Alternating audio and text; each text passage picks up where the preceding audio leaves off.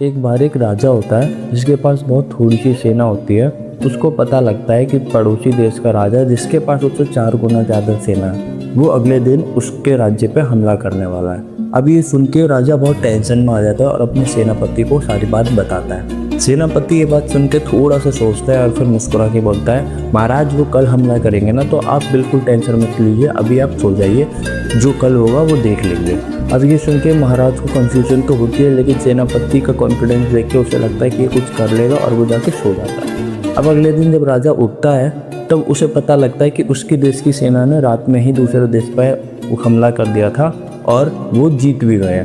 अब राजा खुश भी होता है और कंफ्यूज भी होता है। खुश इसलिए होता है क्योंकि उसकी सेना जीत चुकी है, और कंफ्यूज इसलिए होता है कि उसको पता होता है कि दूसरे देश की सेना तो अब हमारे देश की सेना से 4 गुना बड़ी थी, तो हम जीत कैसे गए। तो राजा जल्दी से सेनापति के पास जाता है और पूछता है कि ऐसा तुमने क्या करा कि हमारे सेना ने उनको हरा दिया।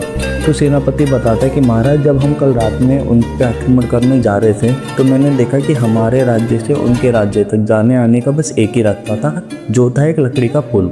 तो जैसे ही हमारी सेना ने वो पुल पार करा, मैंने जल्दी से उस पुल में आग लगा दी। अब हमारे सैनिकों के पास जिंदा बचने का बस एक ही उपाय था कि जीत के आना। अगर हम वहाँ हार जाते तो वो हम सबको मार डालते।